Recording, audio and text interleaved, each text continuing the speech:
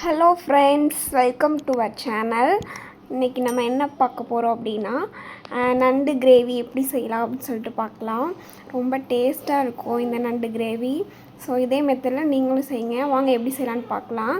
முதல்ல தேவையான பொருள் பார்த்துடலாம்.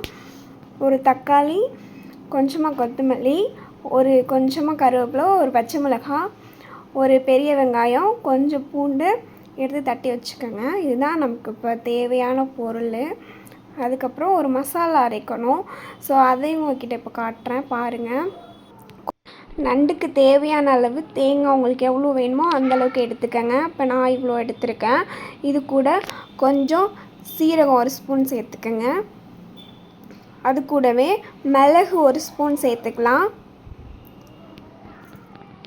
இது கூடவே சோம்பு ஒரு ஸ்பூன் சேர்த்துக்கலாம்.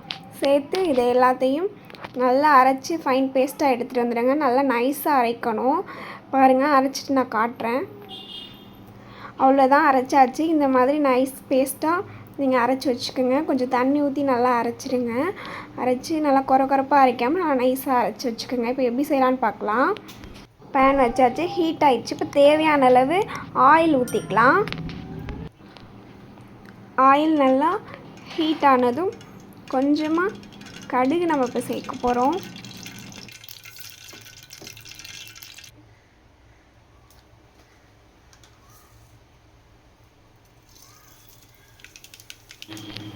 கடுகு நல்லா பொரிஞ்சிடுச்சு. இது கூட நம்ம சோம்பு கொஞ்சம் சேர்த்துக்கலாம்.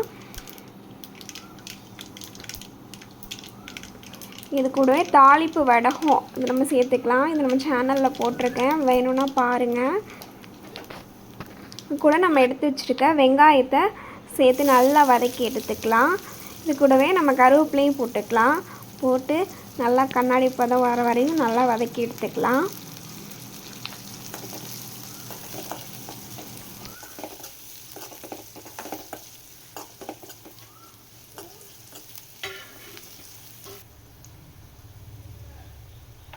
இப்போ நம்ம தட்டி வச்சுருக்க பூண்டு அது கூட சேர்த்துக்கலாம். அது கூடவே நம்ம தக்காளி, பச்சை மிளகாய் எல்லாத்தையும் சேர்த்து நல்லா வதக்கிக்கலாம்.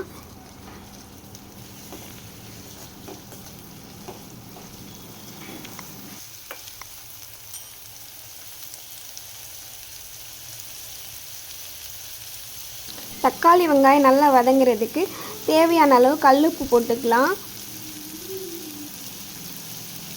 இப்போ நல்லா எல்லாத்தையும் ஒன்று போல் வதக்கி எடுத்துக்கலாம்.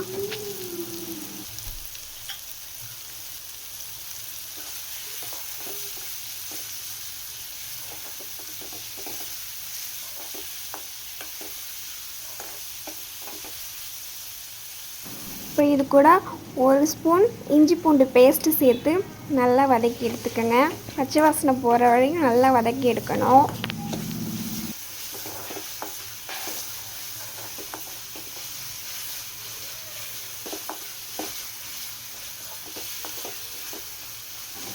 அவ்வளோதான், நல்லா வதங்கிடுச்சு. இது கூட ஒரு ஸ்பூன் மிளகாத்தூள் சேர்த்துக்கலாம். சேர்த்து நல்லா வதக்கி எடுத்துருங்க. இது கூடவே சீரகம் சோம்பு தூள் ஒரு ஸ்பூன் எடுத்து சேர்த்துக்கலாம். இதையும் நல்லா மிக்ஸ் பண்ணி விட்ருங்க.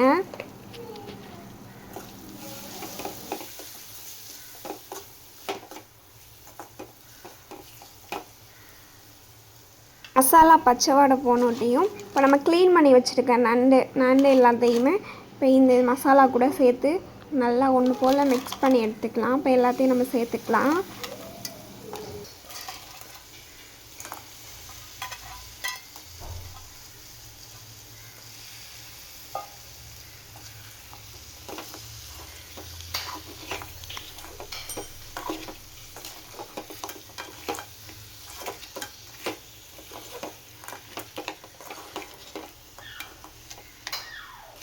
நண்டெல்லாம் மிக்ஸ் பண்ணி எடுத்தாச்சு. இப்போ தண்ணியில் ஊற்ற வேணாம். நண்டை மூடி வச்சோம்னா அதுவே தண்ணி விட்டுரும். இப்போ கொத்தமல்லி தழை போட்டு இதை மூடி வச்சிடலாம். ஓப்பன் பண்ணி பார்க்கலாம். பாருங்கள், நம்ம தண்ணியே ஊற்றலை, அதுவே தண்ணி விட்டுருச்சு. இதை நல்லா நம்ம கிண்டிக்கலாம், இல்லைன்னா கீழே பிடிச்சிரும். கொஞ்சம் கொஞ்சமாக கிண்டி விடுங்க அடிக்கடி.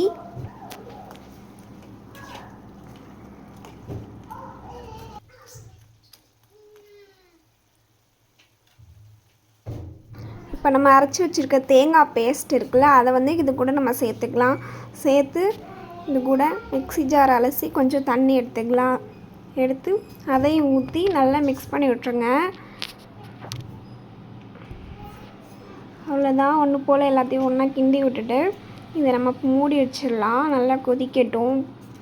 மசாலா பச்சை வாசனை எல்லாமே போய் இந்த நண்டு மசாலா நல்லா டேஸ்ட்டாக இருக்கும். இதே மாதிரி செஞ்சு பாருங்கள் கண்டிப்பாக. இப்போ நம்ம இதை வந்து மூடி வச்சுக்கலாம். அப்போ தான் மசாலாலாம் சாரும்.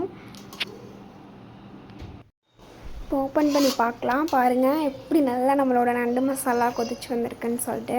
ஸோ இதே மாதிரி நீங்களும் ட்ரை பண்ணுங்கள். செம்ம டேஸ்ட்டாக இருக்கும் இந்த நண்டு மசாலா. இந்த ஹோல்டு சளி பிடிச்சிருக்க டைம்லாம் இந்த நண்டு மசாலா செஞ்சு சாப்பிடும்போது ரொம்ப டேஸ்ட்டாக இருக்கும். இது கூட தேங்காய் பால் ரசம் வச்சு இந்த நண்டு மசாலா வச்சு சாப்பிடுங்க, செம்ம டேஸ்ட்டாக இருக்கும். ஸோ இதை மூடி போட்டு இன்னும் கொஞ்சம் நேரம் வச்சுக்கலாம். இப்போ அவ்வளோதான், நம்ம நண்டு மசாலா ரெடி ஆயிடுச்சு. இதே மாதிரி நீங்களும் ட்ரை பண்ணுங்கள் கண்டிப்பாக. இப்போ நம்ம இதுக்கு கொத்தமல்லி தழை போட்டு ஸ்டவ் ஆஃப் பண்ணிடலாம். கண்டிப்பாக நீங்களும் இதே மாதிரி இதே மெத்தடில் செஞ்சு பாருங்கள். இந்த நண்டு கிரேவி செம்ம டேஸ்ட்டாக இருக்கும். ஸோ வீட்டில் உங்கள் ஃப்ரெண்ட்ஸ் அண்ட் ஃபேமிலி கூடலாம் இந்த நண்டு கிரேவி மசாலா ஷேர் பண்ணுங்கள். மறக்காமல் நம்ம சேனலுக்கு சப்ஸ்கிரைப் பண்ணுங்கள். இன்னும் என்னென்ன வீடியோலாம் போடலாம்னு சொல்லிட்டு கமெண்ட் பண்ணுங்கள். தொடர்ந்து நம்ம வீடியோவுக்கு சப்போர்ட் கொடுங்க. மறக்காமல் நம்ம சேனலை லைக் பண்ணிவிட்டு பாருங்கள். நிறைய பேர் லைக் பண்ணாமல் சப்ஸ்கிரைப் பண்ணாமல் தான் நிறைய பேர் பார்க்குறீங்க. கொஞ்சம் சப்போர்ட் பண்ணுங்கள் நம்ம சேனலுக்கு. பாருங்கள், அவ்வளோதான், நம்மளோட நண்டு கிரேவி செம்ம டேஸ்ட்டாக ரெடி ஆகிடுச்சு. இதே மாதிரி இதே மெத்தடில் இதே மசாலா அளவுகளோடு கண்டிப்பாக நீங்களும் இதே மாதிரி ட்ரை பண்ணி பாருங்கள். ஓகே ஃப்ரெண்ட்ஸ், நம்ம இன்னொரு வீடியோவில் பார்க்கலாம். பாய்.